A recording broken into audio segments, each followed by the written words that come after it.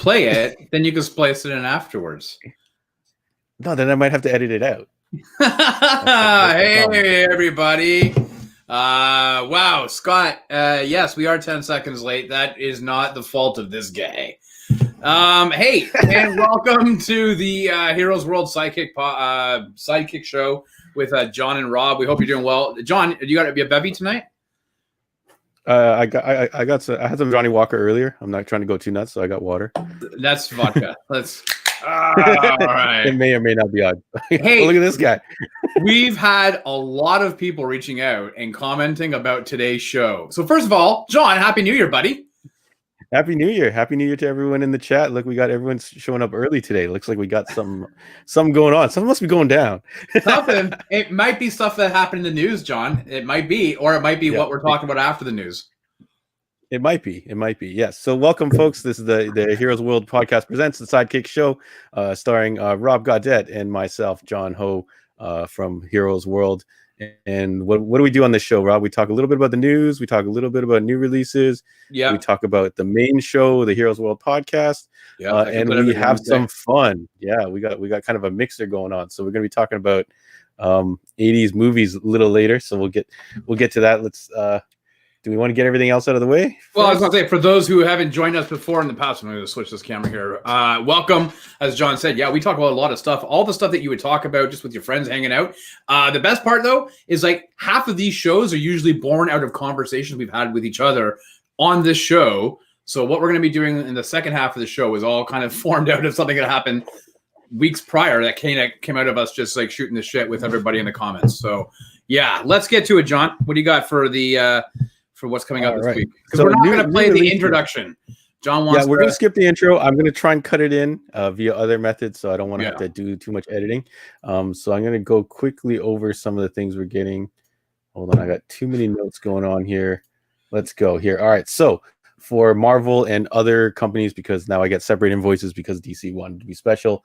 We've got Amazing Spider-Man 56, Crossover 3, the Donny Cates book.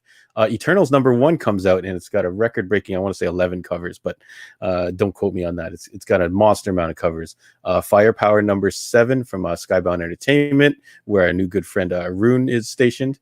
Guardians of the Galaxy #10, Hellions #8, Iron Man #5, Juggernaut #5, King in Black, Return of the Valkyries, Marvel Action Adventures #3, Miles Morales Spider-Man 22, MODOK Head Games 2, My Little Pony Friendship is Magic #93. That's for Tim. That's for Tim.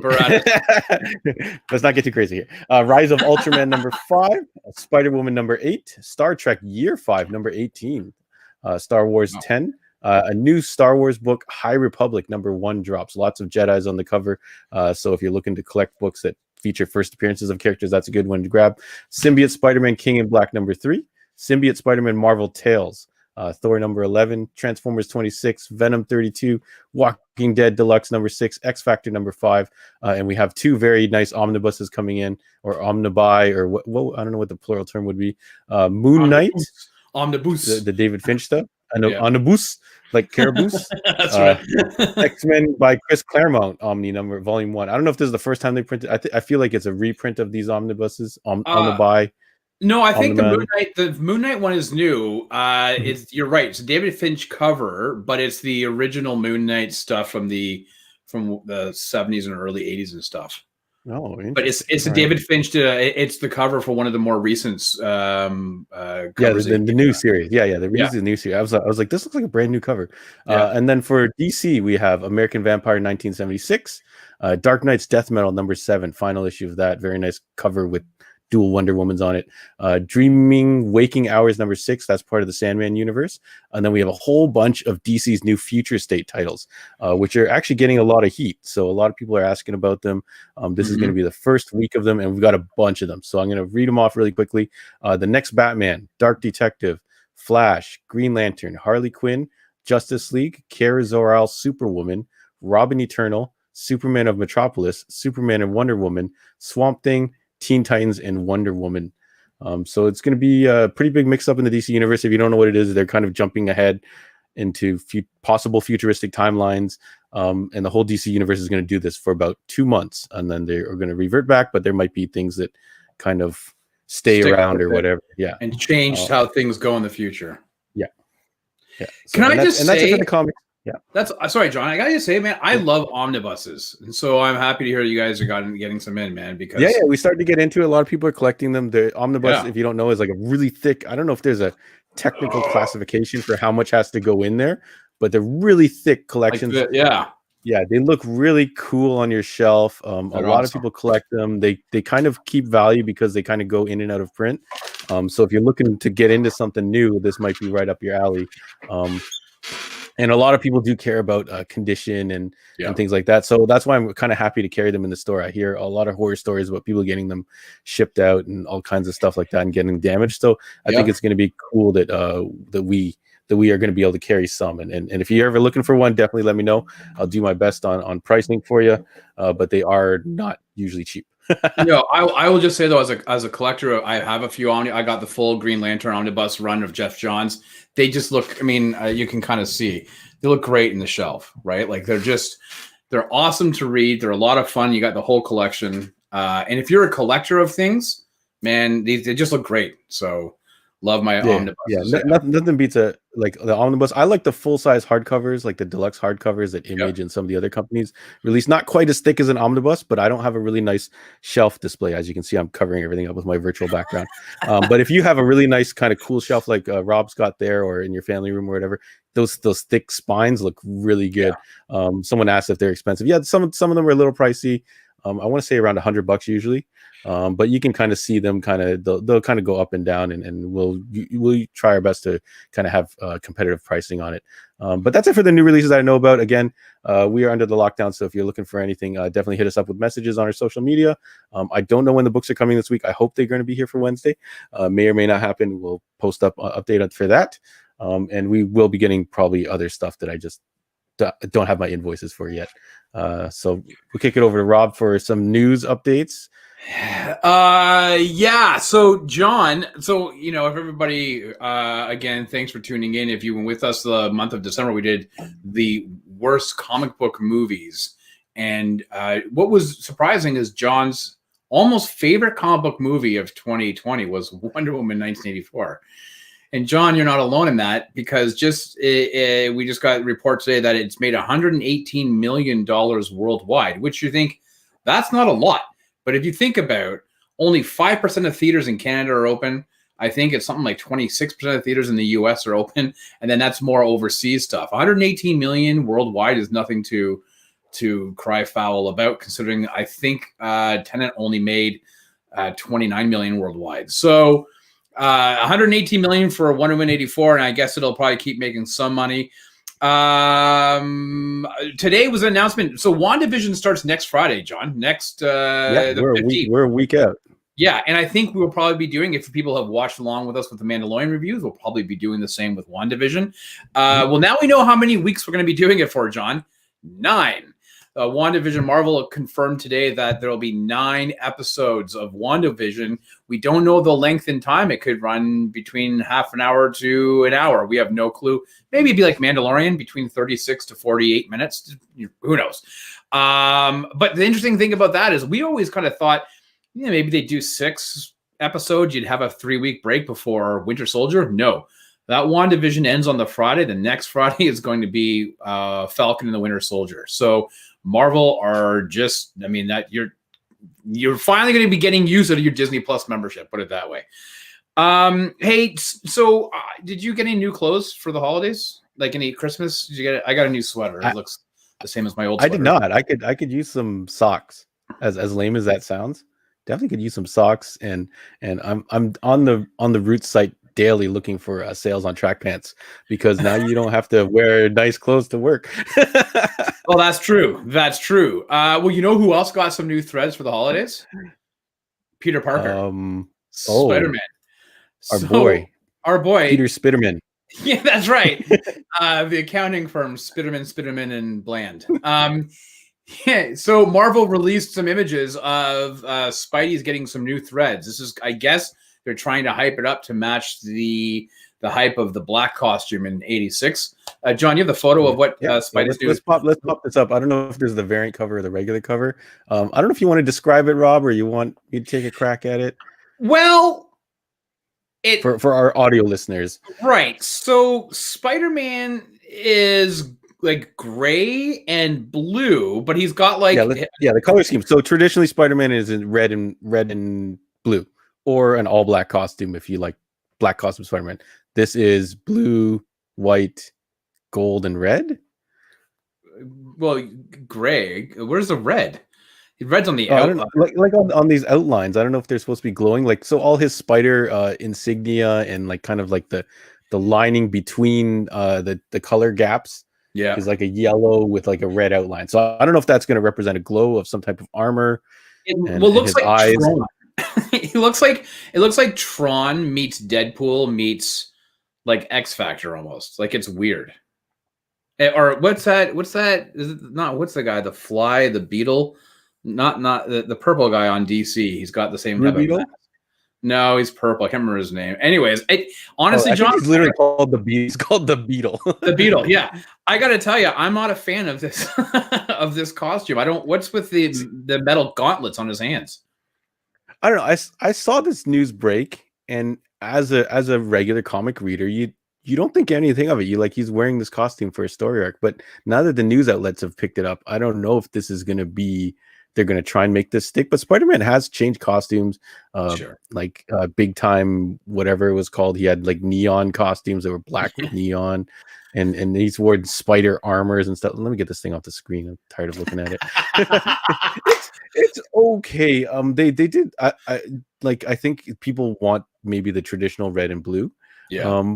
But you know, things are temporary. He'll be in other books. He'll have his red and blues in other books and things like that. So I'm not concerned. Yeah, no, I hear you. I just, if they're hyping it up this much, although I have to say, at least it doesn't look as bulky as the spider armor. That was atrocious. From like the mid 90s, the silver, he looked like a bat catcher with the big armor and the silver pads. And finally, John, we got some confirmation today about coming off of the Wonder Woman in '84. I mean, any news from DC has got to be positive. We got some confirmation though as to what we're going to be looking at in terms of Batman. So I bring this up because we know that they're currently filming with Robert Pattinson.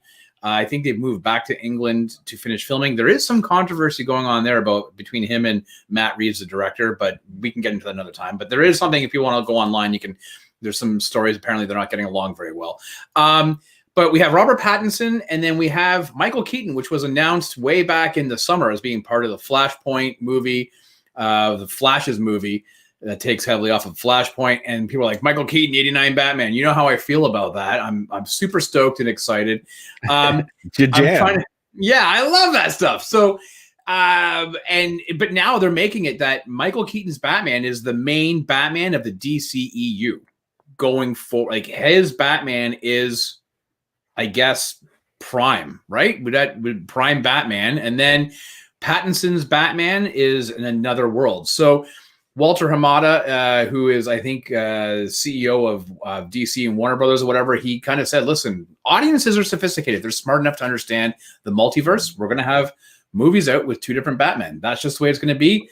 They're both running at the same time. They're just in different universes. So Michael Keaton will be the DCEU Batman. What that means for Ben Affleck's Batman, I'm not too sure, because he is supposed to be making an appearance in that Flashpoint. But maybe the Flash goes to the '89 universe where Batman is Michael Keaton, and that's the main line, and maybe everything offshoots off of that one. So that's, to me, I think that's pretty huge news. I mean, you know, that's also confirmation from Warner Brothers that Michael Keaton is going to be in the Flash movie.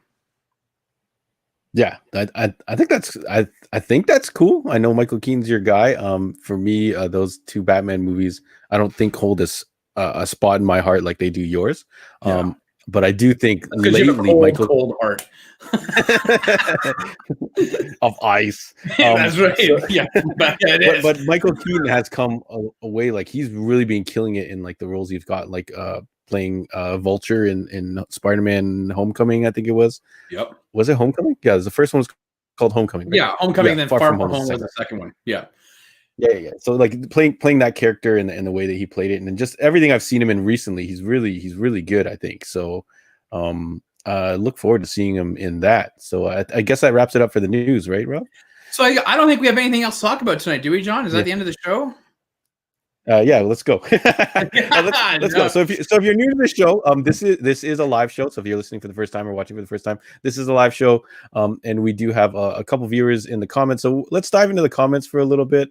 And I don't know if Rob, you want to talk a little bit about what the podcasts were about this week while I kind of go rifle through some of these.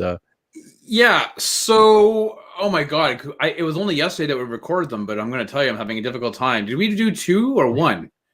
We did 2. We did Transformers. Right. Sorry, that's why it was Earthrise, which is available now. So our thoughts on that show. Yes, if you were a Transformers fan, we reviewed the first. Just to remind everybody, it's Transformers War for Cybertron trilogy - Earthrise. As John said, the first one was called Siege. We reviewed it back in May or June when it came out. We watched all 6 episodes of Earthrise that just came out on Netflix last week. And that's out on wherever you listen to your podcast or on YouTube. If you are interested in watching the Transformers cartoon, maybe listen to the podcast first. It's shit. About the podcast, the show. And then our main podcast episode that comes out on Wednesday, The Main Heroes World, is it was great. It was the best of 2020 in terms of what was the one thing that you loved out of 2020, because we know how much of a dumpster fire 2020 was. And the great part about the podcast is that we had some special guests who popped in to give us their pick of recommendations of something that you should be reading or watching, what they loved in 2020, including Fraser Linney, who's on right now. Scott dropped in as well. Tim Baratis came in. I'm trying to think. Jimmy, Lewis. Yes, we had even Joey made an appearance from the Bottle City of Candor. So it was great. Joey appearance. Yeah, it was great seeing everybody kind of come in, make give us what their thoughts are, or what they thought that they really enjoyed of 2020, and so that was a lot of fun. So that comes out on Wednesday morning. Again, wherever you get your podcasts or your on YouTube or whatever, wherever you listen to us is where you're going to see it Wednesday morning. So definitely listen to that. Yes, and yes, again, thanks for tuning in, folks. I'm going through the comics. So a lot of people are busting our chops. We were 10 seconds late. Yes, that's my fault. I'm getting some stuff ready in the background here. But thanks for joining us. Yeah, we didn't play the intro because I'm going to try and splice it in something else later. We got a whole bunch of people in there. So what up, Lewis? What up, Scott? Michelle's in early. Who else is there? Fraser. Andrew is here under Arkham Corner. And let's see what they talk about. Plural omnibuses. So Scott's correcting us. Plural omnibuses. Not omnibuy. I kind of like omnibuy. I think that means something different, John. All right, fine. Yeah, Michelle mentioned she's got the Dark Phoenix Saga omnibus. Yeah, you can definitely use that to smash your copies of Dark Phoenix the movie. But why would you ruin the dust jacket? You risk damage. Protect it and then smash it, or just throw that out the window. Or I'm using my Catwoman DVD to prop up my table here. Let's see here. Yeah. Let's see. So Andrew does mention Wonder Woman 84 proves that bad movies can still make money. That's our opinion does agree with that, but there's a lot of different reviews for this on the net, so we'll have to see how it goes. It is very odd what's going on. Michelle says Wonder Woman makes money when there's nothing else to see. I think that has to be a part of it too. Like, I don't know what is competing with it in theaters. So if anyone has access to a theater, I don't know if Rob wants to pop up quickly what you can even buy tickets for. Maybe that's literally it. I know it's monopolizing the box office. I know that News of the World, the new Tom Hanks movie, was out. Never heard it. Apparently it's quite good. But I don't know what else is out in theaters because everything was pulled. So I think there was just some smaller movies that came out. I mean, again, it's tough. I'm going to look online, but in, as I said to you before, in Canada, only 5% of theaters are even open. So how do you, I mean, that's not a lot. So yeah, News of the World, Monster Hunter, I think with Mila Jovovich is still out. And The Croods, I think, is in there as well. The Croods, New Age. Those are the only 4 movies. That's it. And that's across the country. And that's going off of Landmark, which is, may not be overly huge in Ontario, but Landmark are very big across the western part of Canada. So they're a big company. So yeah, there's nothing in the theaters right now. So yeah, Michelle makes a good point. If there's nothing, people just want to get out. If you have an opportunity to go to the theater, but I'm surprised Tenet didn't. Like, I feel like Tenet ran for a long time and it had no competition. So it's kind of surprising that doesn't have a larger box office. Although everyone that I talked to about the film, I haven't seen it myself. I'm going to catch it on Blu-ray. A lot of people say it's quote unquote weird, and you might not get it right away. So I'm like, maybe that's it. Maybe because it's not a straightforward Fast and the Furious or superhero movie. Maybe that's why it wasn't able to cash in or monopolize on being the only thing out there to watch. I'm a Chris Nolan fan. I saw Tenet in the theater. My wife and I went and saw it in September. It definitely does one of those movies where it does require repeat viewing. And I'll be honest with you, John, when the theaters were closed for most of the year, if that's the first movie that came out, maybe a bit too heavy to be thinking about. If you're just going out to the theater for the first time in like 6 months, that's probably not the movie you want to go spend your time seeing, because it does require a little bit of thinking. Visually, it's stunning, but to understand the plot on your first go through, that's probably not the movie that they should have released. So they should have actually probably put out Wonder Woman, to be very honest with you, because it's at much easier, and it could have been cleaning up the entire time. Yeah, much easier to process. Yeah, I do regret not catching that in the VIP at the time it was going, because I heard they were doing a really, like, the Cineplex near us was doing a really bang up job of making everyone feel safe. But that's a whole nother debate. A lot of people talking about the Spider-Man costume. Generally looks like no one likes it. Lewis tells me it's orange. I feel like it was yellow with a red-ish orange tinge. John, he's one of those guys that's like, is it blue or is it pink? One of those sneakers that are online, and you're like, I don't know. Yeah. Fraser says the eyes are weird. Yeah, the eye. I was going to mention the eyes. The traditional Spider-Man eye is something they like to play with, make it open and close and make it different. But yeah, it's kind of looks like an Iron Man-y type costume. Yeah. Scott, I hope they don't says make that. Classic is his favorite. Yep, you can't go wrong with the classics. But like I said, we read comics all the time, and I feel like this is going to be here for a 4-issue arc, and then it's going to be gone. It's just there's nothing else going on, so they're like, let's make this into a thing. And it looks like people are starting to jump into our 80s topics. So what do we want to roll into that? People are itching. People are itching. So John and I, this whole thing has been hilarious, and we love it. We were just doing this show, riffing on whatever. We came up with like an idea about the worst comic book movies, and we kind of committed to watching it, and we did. Not all of us watched everything, John. All the way through. Most of it. And then during the last episode where we crowned the quote unquote winner, we were like, we kind of had floated the idea, but what about like an 80s, like to do the best 80s action movies? And so everybody seemed to really enjoy it. And that got John super hyped, like crazy excited. So we are doing the top 16 bracket again, the best 1980s action movie from 80 to 89. And we're going to narrow the field a little bit down today with some possible stipulations. We figured we'd just iron this all out in front of you guys so you guys can participate. So don't start throwing movies out there yet, folks. We want to talk a little bit about how we're going to define this, how we're going to choose this movies, how we're going to end up with a 16 movie bracket instead of 152 bracket or whatever the hell it's right. So we don't want to make this too crazy, but yeah, like Rob said, the 80s movies because this is what we grew up with, and a lot of you guys joining us probably are in the same boat, would always come up in conversations when we doing promos before we even started doing this version of the Sidekick Show. When we'd hop on Instagram Live and things like that, we just end up talking about classic movies, and it seems to just make everyone kind of spark to life. I don't know if this is going to show up there. I got my Chuck Norris here. I've got my RoboCop here. So this is like, I didn't have time to go to my mom's to grab my Laserdisc and my VHSs. I got Commando here. Big Trouble in Little China with Little Tokyo. And look, I got a copy of Con Air here. That's a story for a different time though. That's for another decade. That's for another. But let's talk a little bit, Rob. So we got to narrow this down a little bit, folks. A lot of you guys are throwing all kinds of movies at us, and craziness. So we gotta do a couple things to narrow it down. So we want 16 movies. So I've worked on a list, Rob's worked on a list, and we want you guys to contribute a list as well.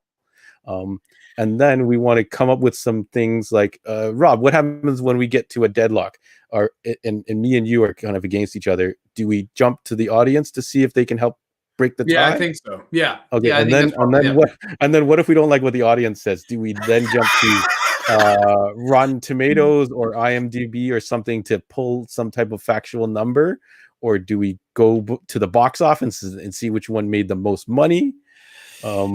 I don't know if you want to determine the tiebreaker now. Maybe the Rotten Tomato score, right? The audience Rotten Tomato score. Yeah. The audience score. Okay, so folks, so chime in on the don't throw out too many movies right now, guys, because we'll have to go back and look through all those.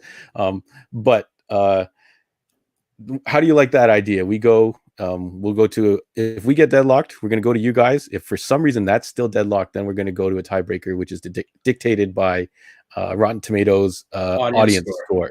Yeah. And then I did have another idea. Did we want to have in our pocket, each of us, as the host of the show, like a trump that says, you know what, if there's a particular movie that has to go to a certain level, obviously we won't allow it to be used in the finals or semifinals, but do you want like a carte blanche, like kind of trump card that slides your movie through? So what you're saying, like, let's just say I'm going to take two movies. These are let's just say I took Raiders of the Lost Ark and Beverly Hills Cop, and Raiders is your trump, and Beverly Hills is not mine, and we're all saying no, Beverly Hills is way better than Raiders of the Lost Ark, and you say that's my trump card. That's your one that it forces through. Is that the dam breaker? Is that what you're saying? That's what I'm saying. Do we want something like that in place? Or are we worried that we're going to skew this? Like, this is not a scientific. This is us having fun with you guys, the audience. So I don't think the have a list that is not the same as if you were to type in best 80s movies online. I do want ours to have a little bit of flair to it, although there are some movies, Die Hard, that are going to be very hard to defeat. I've already got it. I've got a couple that will defeat Die Hard.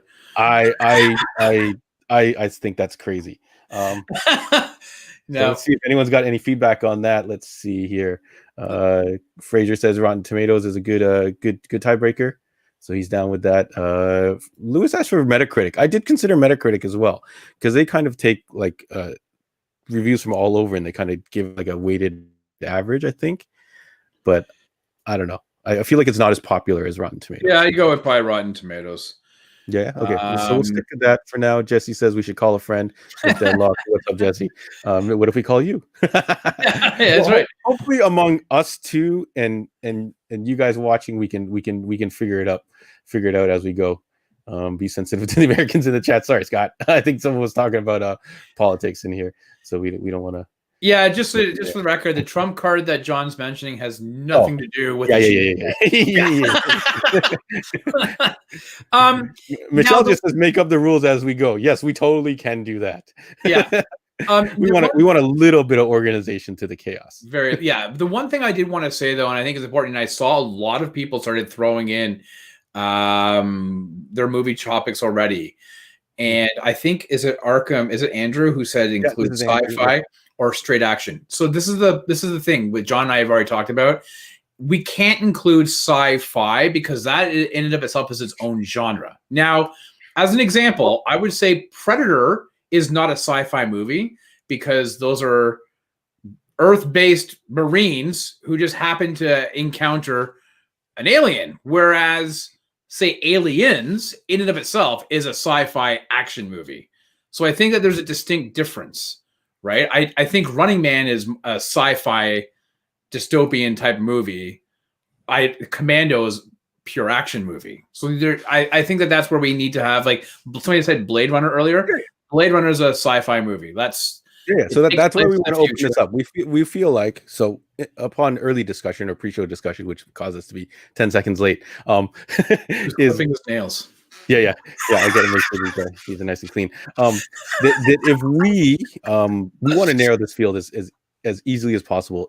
So removing a sci-fi element does take away a lot of movies, but I feel like those movies can almost create their own genre. So let's go through some of the movies that will lose if we impose this sci-fi.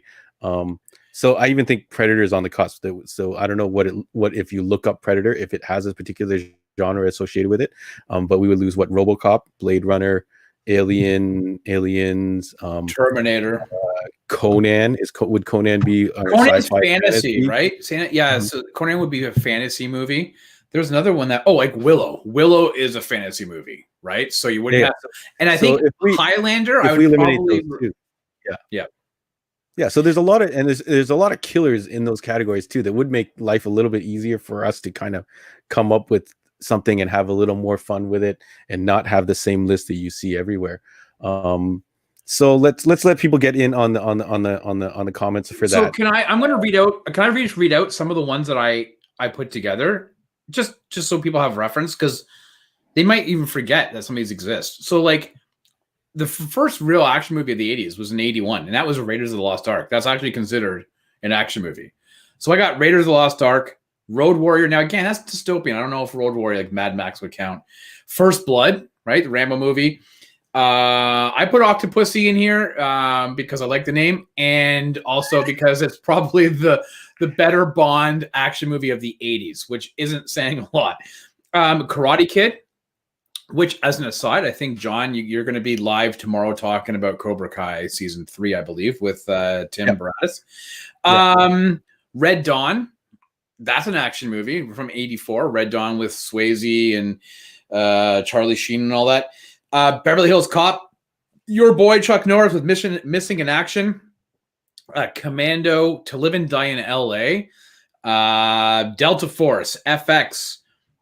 Cobra, Platoon, Top Gun, Full Metal Jacket, which again, that's interesting because it's an action movie, but it's actually kind of more of a story that takes place during Vietnam. So I'm not sure if that would actually count. Beverly Hills Cop 2, which is 87, Lethal Weapon, Over the Top. I had the Predator in here, RoboCop, Die Hard, Bloodsport. That's John's jam right there. I put They Live on here, and I don't know if that, again, maybe falls outside, but I mean, that's a crazy movie. Above the Law with Seagal, which that's going to go pretty far. Action Jackson, Roadhouse with Swayze. How do you forget Roadhouse? Roadhouse is a kick-ass movie, no pun intended on that. All the Indiana Jones actually were all during the 80s. Tango and Cash, Kickboxer, Lockup. And then one that I forgot that somebody said was Black Rain. I forgot about Black Rain. I think that was 88. So yeah, I think one of the guys just dropped that in the comments. So that's a lot. Yeah, it's a lot. That's why we want to narrow this field down a little bit.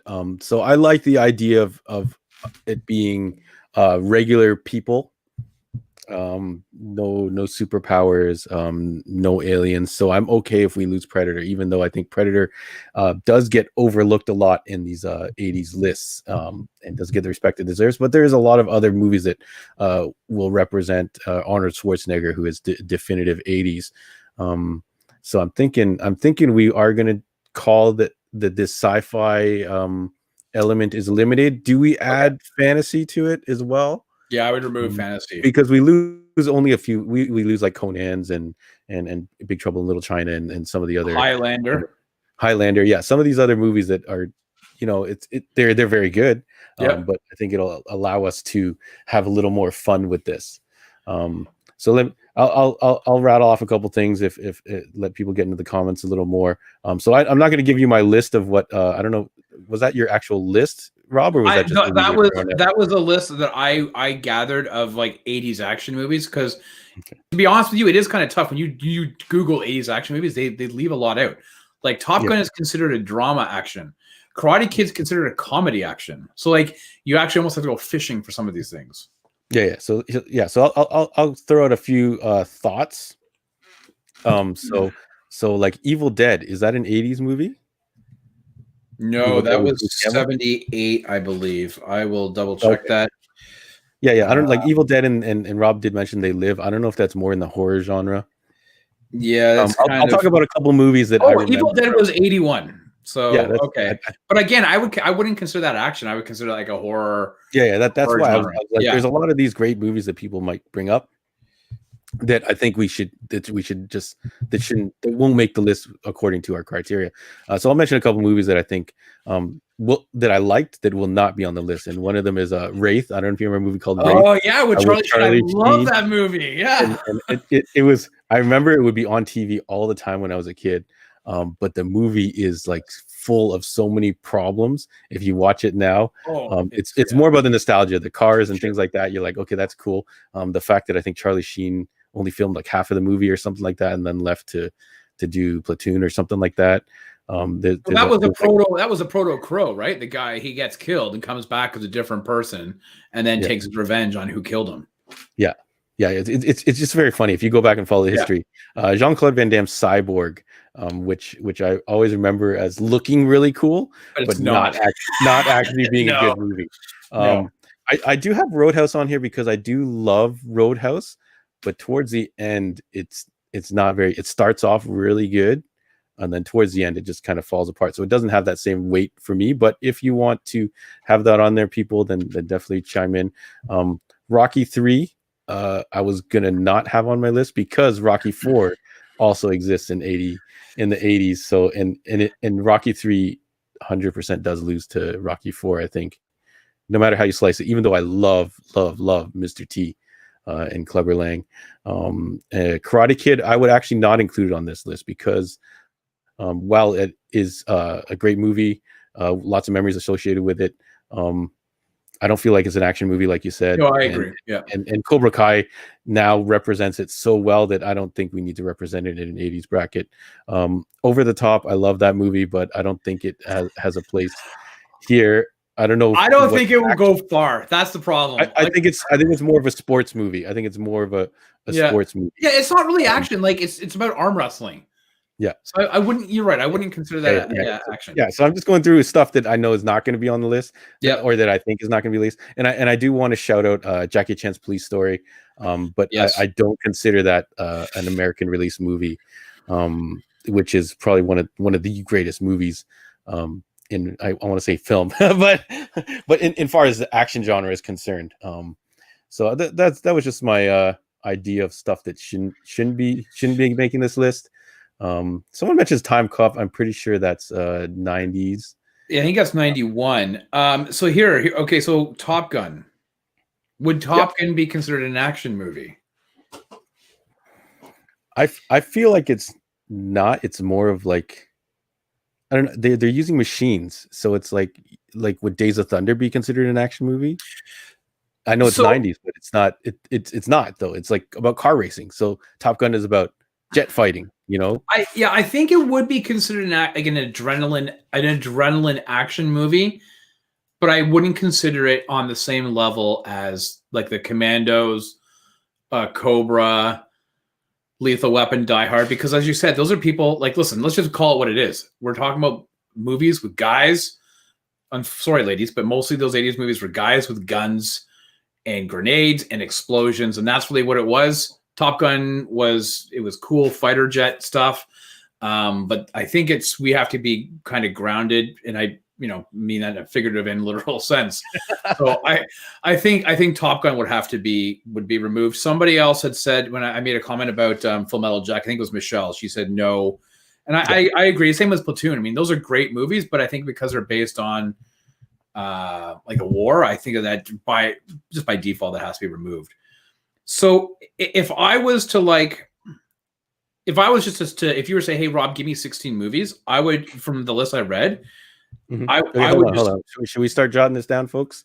Let's jump in the comments for a quick second here. Someone like Iron Eagle is mentioned so many times. Like Rob, I don't know if you're an expert on Iron Eagle or not. Yeah, I am. It was not in my wheelhouse back in the day, but so many people have suggested it. So if it needs to be on the list, then it needs to be on the list. No, it's the same as Top Gun.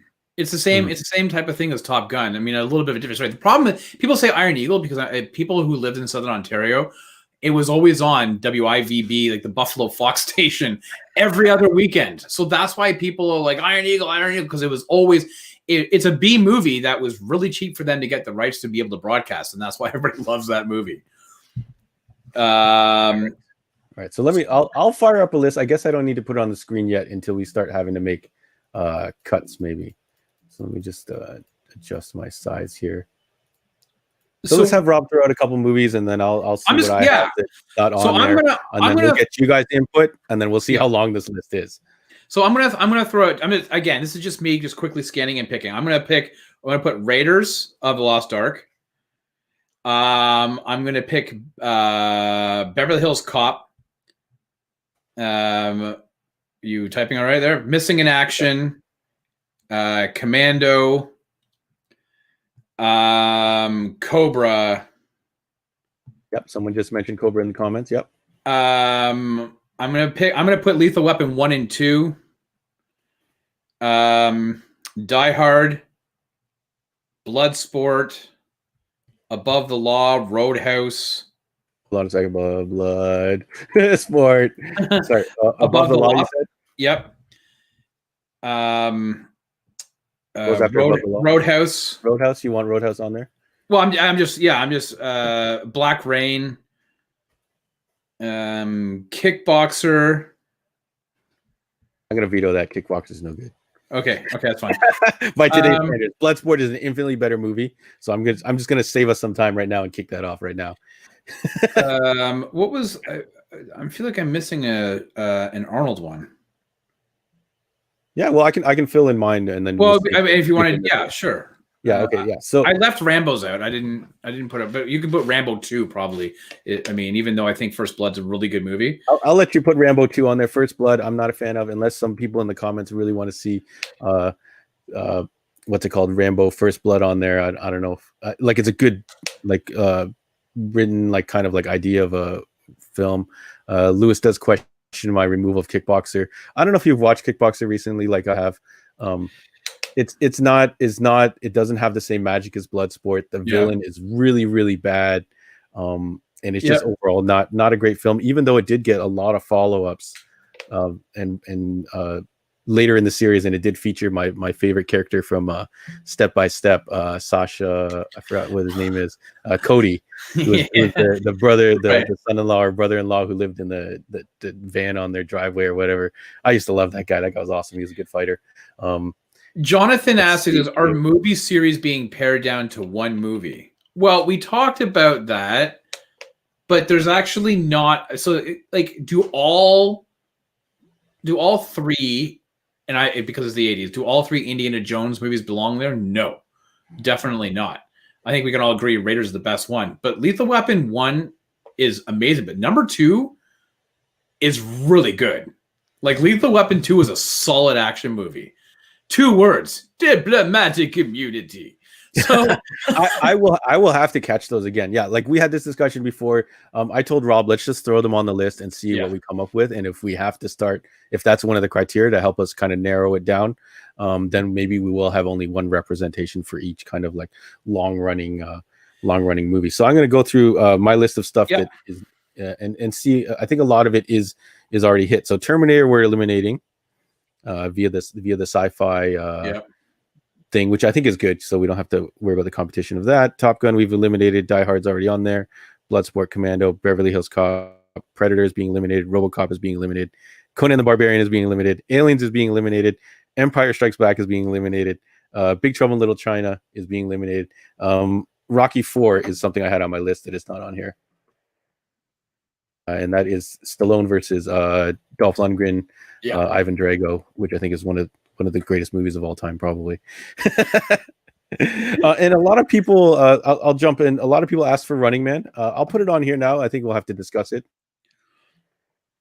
That maybe I have watched Running Man pretty recently, and I'm a huge Arnold fan, so I don't have a problem with having it on there. I think it's more of a. I think that falls into sci-fi though. So let's get some input from the audience while I kind of look at the list for a second. Chuck Norris, you only want MIA. You don't want Octagon or Delta Force. Well, no, I'm not familiar with Octagon. I really like Delta Force, but I know that again, both of those movies are considered B movies. So I think to me it's kind of 6, 1.5 dozen the other. I think if we're keeping Rambo 2 in, Missing in Action is very similar, so maybe you put Delta Force in instead of Missing in Action, because Rambo Delta Force. I also didn't add any ninja movies. Sorry, John. Like American Ninja. I actually did not follow. Like my era of 80s is fueled by charismatic stars like Arnold Schwarzenegger, Stallone, Van Damme, those guys. So as long as there's representation of those guys in there, I'm all good. Those like American Ninjas and stuff like that. I can't name those guys that were in that movie. Lee Van Cleef, I think, was and yeah. So, yeah. What else do you have? Those are the ones that I wanted to have on there. So I didn't have this criteria of what about Midnight Run? I hear great things about Midnight Run. That was another one that was thrown out to me. I think that's De Niro. And I forgot who else. Really Romancing the Stone was another one that a lot of people threw out there. That's kind of very Indiana Jones-ish, though, I think. Mad Max. We're eliminating Mad Max for now? Yeah, I think so, because we took out. Yeah, because I think the same with the Road Warrior, which is Mad Max 2. I think we have to take those ones out. I think those are just in their genre of their own. Yeah, Escape from New York is considered sci-fi. Well, it's dystopian future, so I mean, I don't know. I guess it could be considered, but it's what? Yeah. I don't know. Know. Let's see. Yeah. So everyone get at us in the comments. What if there's anything we've missed so far that you want to get on there, and maybe we don't have as long a list as we thought. Maybe we have to open it back up. No, I didn't. Last Dragon. Did you ever see Last Dragon with the Motown soundtrack? No, I didn't. Oh yeah, it's a funny movie, but I don't know if it's going to be a contender. I didn't add The Untouchables. I think that's more of a drama. But I mean that's. Potential. I didn't add Beverly Hills Cop 2, although I do quite enjoy Beverly Hills Cop 2. I think we should put it on. It's Tony Scott directed that, right? Yeah. Now, listen, we jump into the comments now. Oh, what about Lockup with Stallone? We didn't. I actually don't remember Lockup. There's a prison movie, right? Yeah, implied by the title. But, yeah. Now, the one thing we don't have is we don't have any Bond movies in here, and I'm not necessarily overly. Okay, let's go to the comments and see what we can add from there. Someone does say For Your Eyes Only. I don't know if you're okay with adding that. I don't know that one. Andrew does also mention Rambo, the first one. So let's put Rambo back on there for a second. Oh, First Blood, you mean? Yeah, First Blood. Yeah, but I think who mentioned For Your Eyes Only? Andrew did. He sent a bunch of. Yeah, but Andrew, don't you think? I think Octopussy is better than. But see, that's the problem now. Is that you have to be a Bond aficionado. Like I'm a huge Bond fan. And I don't know if I would put For Your Eyes Only above, although it is a very good movie. I mean, I definitely wouldn't add A View to a Kill because A View to a Kill he's way too long in the tooth. Even Octopus is a little bit, but so Michelle's in. She says Raiders wins. She's like, we're done. Okay. Yeah. Well, there's no point in tuning in for the rest of the month. Tango and Cash. Tango and Cash is thrown out there. That's two big names. I don't recall I do remember it was a good movie. What's that? Like Tango and Cash? Didn't we add it? I don't think it's on there. No, it's not on there. Oh, I thought I had mentioned that. It's on there now. Okay, cool. Commando is 100% on there. Yep. Let's see. So sorry, folks. We're going here. Let's see. Lethal Weapon. Yeah, some people agree with Lethal Weapon. I've got Red Heat and Raw Deal. I am a fan of both movies, although Raw Deal is kind of a rough rewatch now, and you can skip to the end and watch the ending where he just eliminates everyone on the screen, which is awesome. Red Heat does Jim Belushi in it, I think, so it's got like some nice comedy in there. Yeah, I would probably, if I was like gun to head, have to pick one, I'd probably pick Red Heat over Raw Deal. Let's put it on there for now. It might get pulled off. I kind of found that Raw Deal was almost like a bit of a quasi spin-off of Commando, almost like it was just a. It's pretty goofy if you try and watch it from like the beginning, especially now. So we will. I guess we are going to have to factor in the whether these movies hold up as nostalgia, fueled or whatever. Running Man is out. Rob says by our logic. Yeah, I think, did I take it off? I don't see it. No, it's here. So let me take it off for now. What are we at for the number of movies we got?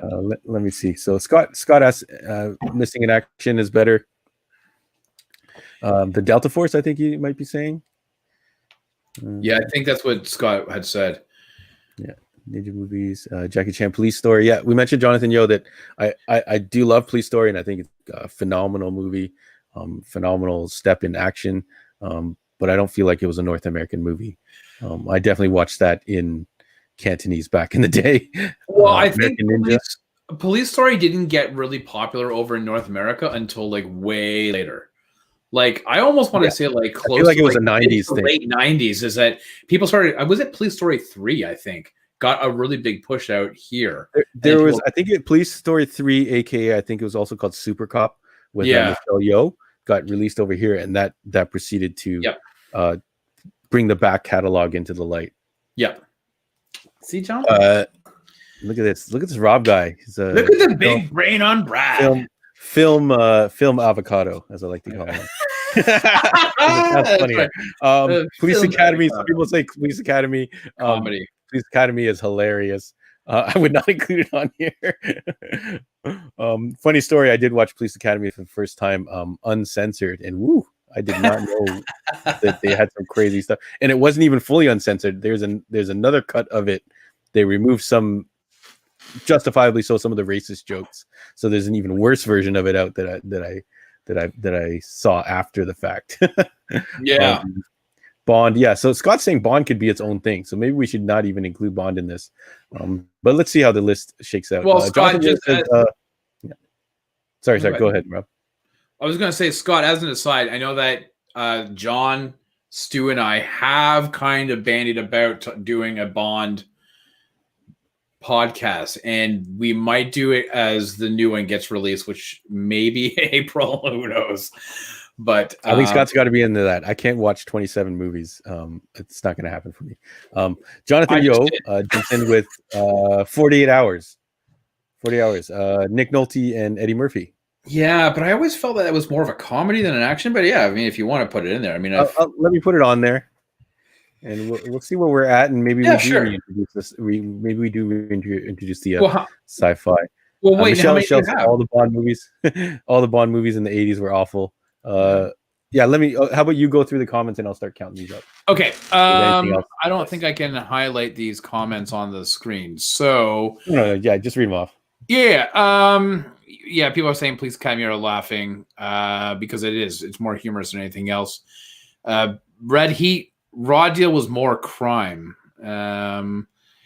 Goonies is but see, Goonies is not really an action. That's more like a comedy adventure comedy, right? So I would think and Michelle kind of agrees with that.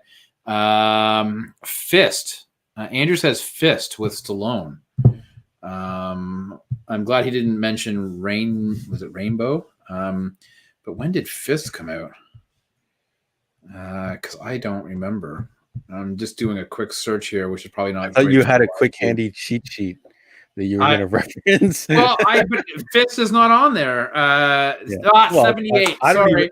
I don't even know what that is. 1978. Yeah, it was. I feel like Nighthawks is old too as well. He mentions Nighthawks, but I feel that's old. So yeah, we're at like almost we're at like about 20. So let me pop up what we've got so far, folks. Hopefully you can read that. Yeah, we can read it. Yeah. So I don't know if we want to do something like this or we want to mix it in. If there's anything we can eliminate quickly. I don't know if you want to call this Chuck Norris thing, MIA versus Delta Force, and see if we can get one of these off the list on the ASAP. So I want to ask you a question. I know you're a big fan of Rocky, but is Rocky an action movie?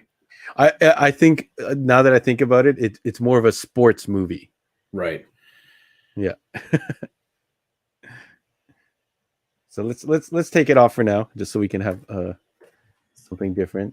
So that puts us at 2, 4, 6, 8, 10, 12, 14, 16, 18.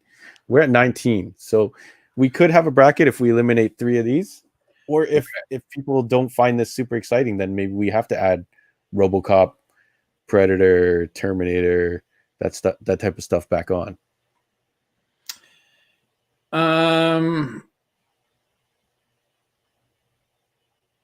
Somebody just said if you remove series films, Raiders. We're not removing the series films. We're just saying that out of all those, I think it was Fraser or maybe it was Lewis.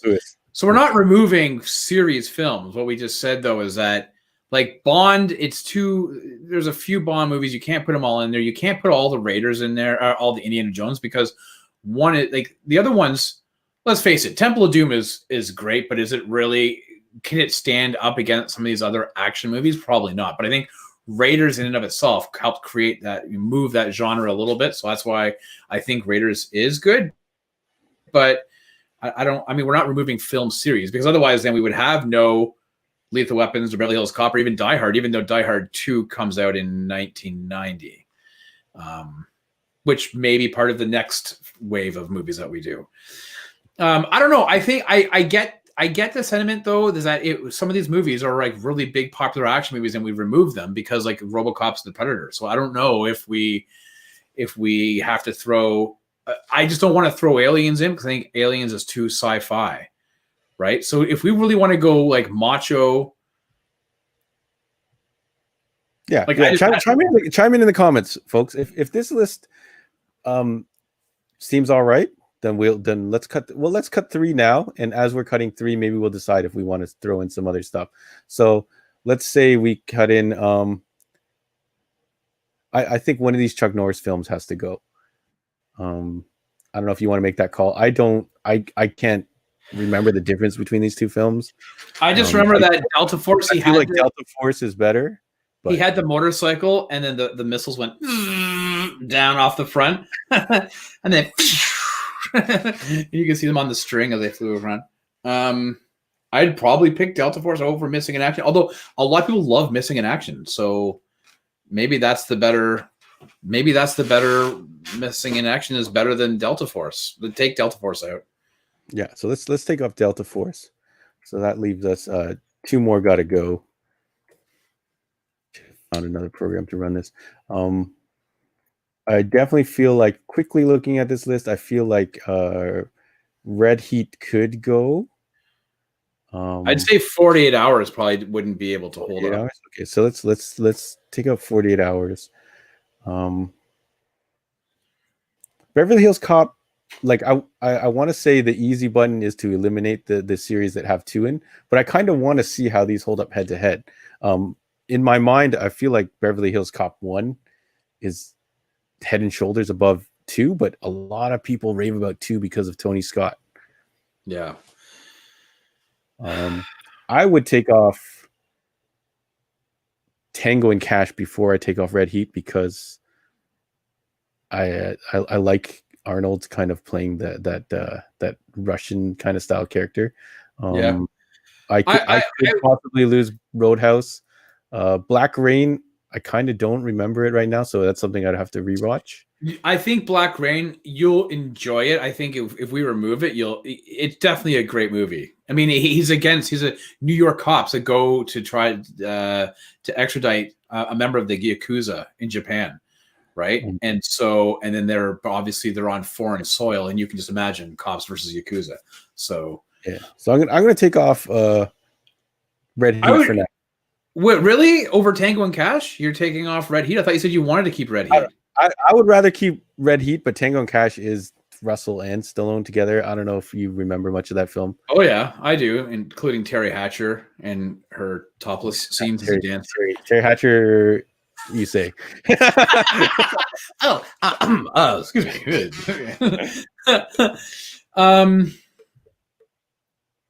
Okay, I want people quickly to chime in.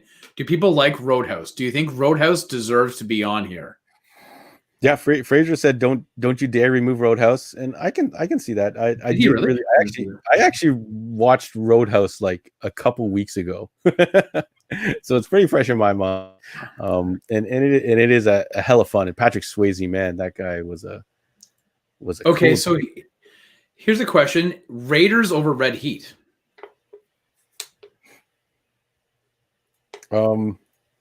Indiana Jones was never my jam for these types of movies, so I'm gonna leave that up to you guys. I think you have to have Indiana Jones representation, Harrison Ford representation in this bracket.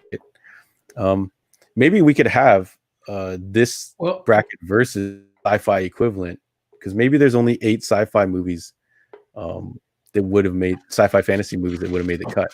Sorry, did you get rid of you got what did you Rambo 2? I took off Red Heat, so I could put Red Heat on instead of Tango and Cash. No. I thought maybe you had you got rid of the other Rambo, right? You only kept Rambo 2 in? No, Rambo First Blood is on there. Oh, so I would probably remove First Blood over Tango and Cash.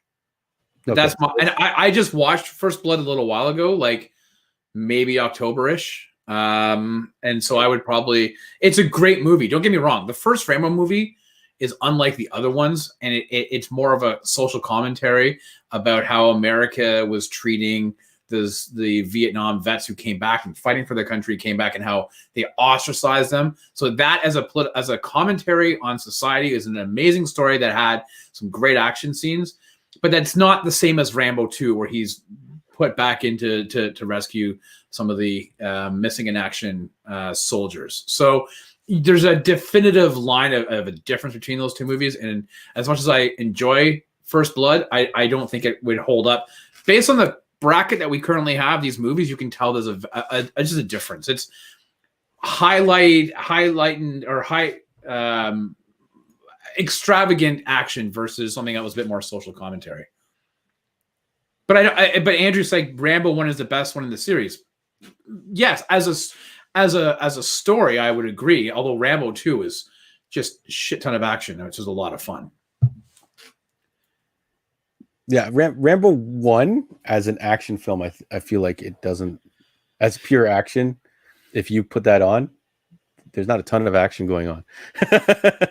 Right, until near the end, right? When he breaks out of the jail and they're hunting him in the woods, right? Which is the second half of the movie, in all fairness. But we're not talking about best movie. We're talking about best action movie. Yeah, right? Yeah. We're talking popcorn, muscles, bullets, all that kind of stuff. So death-defying kind of way out there action. Yeah. Right. So people are talking about Last Blood now, which is I think the new Rambo movie. And if Fraser's saying he enjoyed it, so someone's mentioning if you put Raiders on, then Conan should also be on. But Conan's fantasy. Raiders is not fantasy. Raiders is more of like historical action because it takes place in 19. Is it like 30? Does someone's face get melted in this one? Yes. In Raiders. Yeah. So.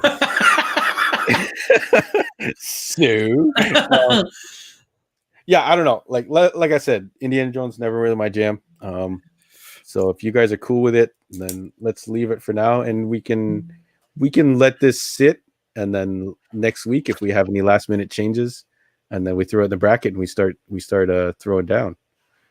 Listen, and this is not to say John and I. It's tough, guys, because and girls, because like RoboCop is a great action movie, but we have to have a line, because how do you have RoboCop? How do you put RoboCop up against, like, say, Beverly Hills Cop or up against Rambo First Blood Part? Like, do you know what I'm saying? Because we all know that the action in RoboCop is over the top. It's unreal. It's amazing. It's gory and violent, but it's also grounded in, or it's sci-fi. So I don't know how we get around that. So, sorry, Sugar Water Purple said no Steven Seagal movies. Yes, Above the Law. That was his first movie, 1988. And I will fight tooth and nail to have it on there, because I think a lot of his other movies are later, right? Under Siege, all that stuff. That's all 90s era. Right. Yeah. Above the Law was his very first one. And then it was, oh my God, how can I forget? Someone mentions Bobby Rico. No, Mark for Death is in the 90s. Out for Justice. Yeah, so I think it just missed it. Out for Justice was his next movie, and that was 1991. So definitely, yeah. So that's come back when we're going to be doing a 90s bracket. If this one goes well, people enjoy it, we'll probably do a 90s action. And Out for Justice, there's a lot. So don't forget. and this is something I had said to John off, and I even to Scott, I had mentioned this in one of our comments, is that a lot of these movies, you start to find out when you start looking at what the timelines, you're looking at 86, 87 onwards. And that's kind of when a lot of these action movies kind of exploded. And so there's a lot of early 90s stuff. That the 90s bracket will be interesting because you're going to have a lot of stuff like The Mark for Death, Under Siege, going up against movies like The Matrix, because things get really crazy into the 90s. So there's a point of acceleration in the 90s where things get kind of crazy. Yeah. But yeah. Okay, cool. All right. So I actually started to jot down some of the sci-fi movies that are not making this cut, and we could almost have a sister bracket of 8 or more probably to go against whatever wins this bracket. They could probably be quickly decided. So let's leave that. I guess we'll leave that list as is now because we're running up on an hour here. So we'll leave this like this for now. I'm not gonna lie. I'm happy with this. I'm happy with the way this bracket is, because when you're actually looking at these movies, the one thing about it is that they're all relatively on the same level. Like, they're not super powered. They're not, mechanical robots. They're not cyborgs. They're all cops or dudes that work out a lot. War guys, like soldiers. So they're almost all kind of them are at the same level. So that's, I think, is Raiders being the one exception, I think.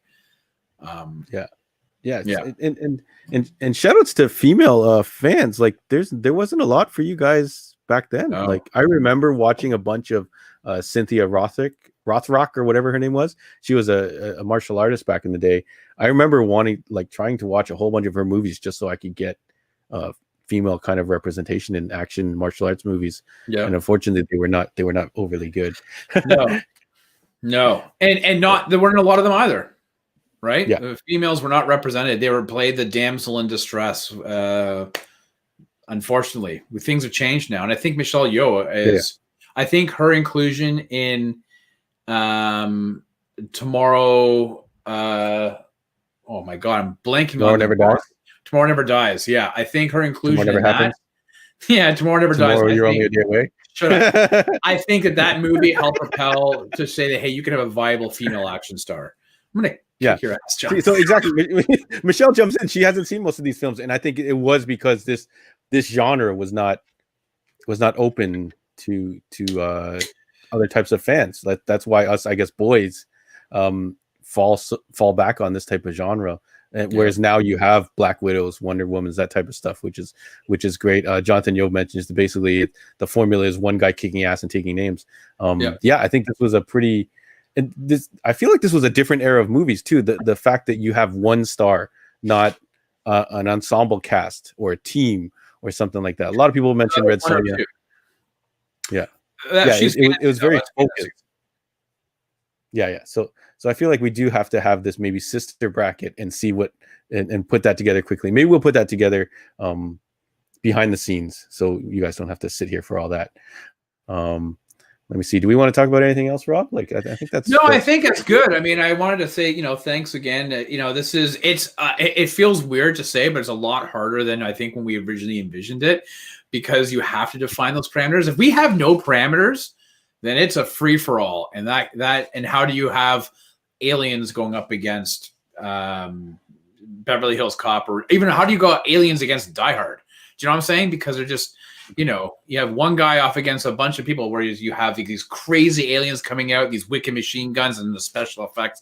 They're just two different movies altogether, right? Yeah, but get at us in the comments. Maybe if that sounds more exciting to you guys than you want to do, maybe this becomes a 32-16 versus 16 mixing in the sci-fi. I don't know if we're gonna mull this afterwards. But we want to thank everyone for tuning in and providing us with all these kind of fun stuff. And we actually hope that you guys watch along with us if you can. Like, if you have these movies, you're able to rent them. If you can borrow them from somebody, safely. If all you have are 2 or 3, like John, and that's all he'll watch, and then rely on everybody else. This is a Chuck Norris action pack that contains 4 movies.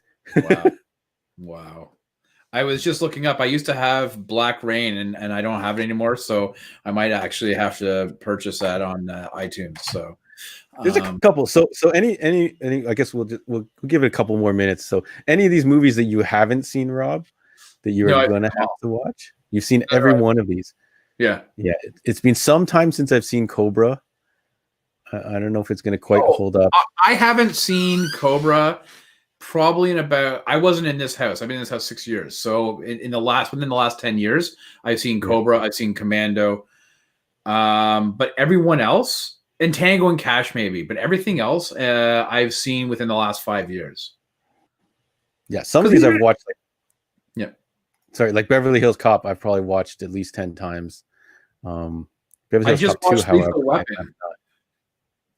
Yeah, you're all about this Lethal Weaponness. So because Lethal Weapon one. Yeah, I did rewatch one when it came up in one of our conversations, and I did enjoy it. I'll have to get to 2. It's been some time. Like Black Rain, I'm pretty sure I've seen Black Rain, and I just don't remember it. Rambo 2, I can't remember the last time I watched that. See, I just watched that in this past summer. Remember, if you remember, I sent out a message to you guys, and it was like, hey, the Rambo, like the 4 movies is on sale on iTunes for like $12.99. I just downloaded them and blew through them, right? So yeah. So this is the best part about it, is I've seen all these movies, and a lot of people, I know Michelle hasn't seen them, and hopefully Michelle, you'll be able to find them and watch them. But a lot of these movies, people have seen them countless times because, again, it was the 80s, right? 80s and 90s. It was, that's what you did in the evenings. You threw on a movie. So Michelle said she didn't see it, but I feel like she has seen. She mentions the 3 that she saw, and those are 3. I want to say those are potentially the top 3. She says Raiders, Beverly Hills Cop, and Die Hard. I'd be pretty upset if Commando doesn't make top 4 at least. I feel like that movie deserves a little more credit for the 80s action fest. So Michelle, I feel like you've seen some of the best ones out there, so I wouldn't be too concerned. But if you do have time to watch some of these, I don't know. Do we want to say we recommend them? I don't know. I'm worried that nostalgia is fueling a lot of this. Yeah, maybe for some of them, but but that's kind of the fun too, right? I mean, if some of them you go back on, if we haven't seen them in a while, do they hold up? Don't forget, most of these movies, and this is another important fact, practical effects. There was no special effects. Right? This is not Con Air. This is not The Rock. This is not The Matrix. These are all practical effects, stunt drive. Yeah. I love Con Air, but these are practical effect stuff, right? And so that's also what differentiates this list from the sci-fi ones as well. Yeah. Oh man. Yeah. And we got people already throwing out quotes in the quotes in the chat here. So don't bug my friend. He's dead tired. Yeah, that's from Commando. I actually wanted to buy, like, I don't know if you've seen Commando recently. He wears a watch. It's a Seiko watch. Okay. And it's been nicknamed the Arnie. Really? And I've wanted to get that watch for the longest time. It's kind of got some value on the aftermarket. You're probably going to pay $1,000 to $2,000 just for the body alone. But they did a re-release of it.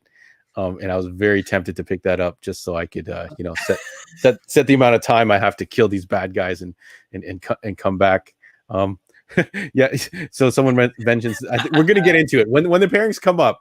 The Freddie Mercury villain. So Sugar Water Purple mentions the Freddie Mercury villain in Commando. I think is one of the strikes against that movie. So that is potentially why it's going to lose some of these matchups. I would like it to go further. I feel like that one thing is what prevents it from being at the top of a lot of these lists. But as a representation of Arnold Schwarzenegger, who represents the 80s in the action genre, I hope we can push it a little further into the respect it kind of deserves. Scott mentions Alyssa Milano. Yep. A very young Melissa Milano. Yeah. So that was pre Who's the Boss. Yeah, we're not going to get too into that portion. Yeah. Later on, yes, Golden. Yeah, so I don't know. All right. All right, cool. If it bleeds, we can kill it. That's Predator. So I feel like we might have to explore this idea. So yeah, definitely get at us in the comments, folks, if you want to see some more of the sci-fi, or if you feel like the sci-fi deserves its own bracket, and maybe we'll have it show down and see if it would win in a head-to-head. I personally believe sci-fi deserves its own bracket because I think that those are more evenly matched versus. Comic Book Craig, you're late to the party, Comic Book Craig. We're just about to take off. Yeah. I'll pop up the list so you can kind of see what we're working with so far. Yeah. So let's. That's awesome. We'll have the bracket pretty much finalized by next week, the next episode, in case, and then we'll make a decision about whether if we should be doing a side sci-fi one, or maybe we do the sci-fi right after this one. Because I think we should do this one. I think we should do this one. Because it's a relatively short list, and a lot of these movies we've already seen. We can bang this out, determine a winner, and then we can determine a winner for the other side, and maybe they go head to head. I think that's a good idea. Okay, alrighty. I think so, unless we have some type of outrage in the in the comments. All right, sounds good. All right, so we have got our bracket. Thank you for listening, folks. Yeah, thanks everybody. A lot of fun. Hopefully that wasn't too jumbled for you guys. We did want you guys to be in on the process. That's why we didn't want to just come up with a bracket and get you in on us debating this in the end. Yeah. So what do we want to talk about here? Oh yeah, well, that's about it. Yeah. So this is Rob Gaudette. You can find him on Instagram and Twitter at Rob Gaudette. You can find me jho.heroesworld on Instagram if you want to follow my shenanigans. And this is the Sidekick Show. You can find us on YouTube and on the Heroes World podcast stream. We will be splitting this off into its separate stream, so we will be posting that off. It might even start with this episode, so we'll have the link in the description if there's a separate podcast that you want to follow, just so we can kind of give some separation and things like that to the two shows. A lot of people shouting out Howard the Duck. Maybe Howard the Duck has to show sci-fi bracket. Hey, maybe we'll put him on. I think he needs to go on. Nope. All right. Anyways, thank you very much, folks. It means a lot to us for you to join us. So we do this every Monday. If you are free tomorrow night, I'm going to have a couple guys on, and we're going to be talking about Cobra Kai. So Cobra Kai season 1 and 2. We're going to talk about why you should be watching this show, and we are going to dive into season 3, episode 1, with a recap. And I've got a funny game planned as well. So if you want to join in on that action, we will give you a heads up before we go into spoiler territories. We'll have fun with that. Yeah. I think that's it. Rob's got to catch up on his Cobra Kai. Yeah. So yeah, I think that's it. Awesome. If anybody has any questions though about omnibuses, head out to John or myself. I can talk about that stuff all day long. So if you do have questions about omnibuses and this and that, give me a follow me on Twitter or Instagram. I'm going to start posting some more stuff on the comics that we have. So cool. Or I have. All right. So I'm going to try and play the outro. All right. Intro I'm going to try to place in. So thank you very much, folks. Thank you for everybody. joining us. It was a lot of fun.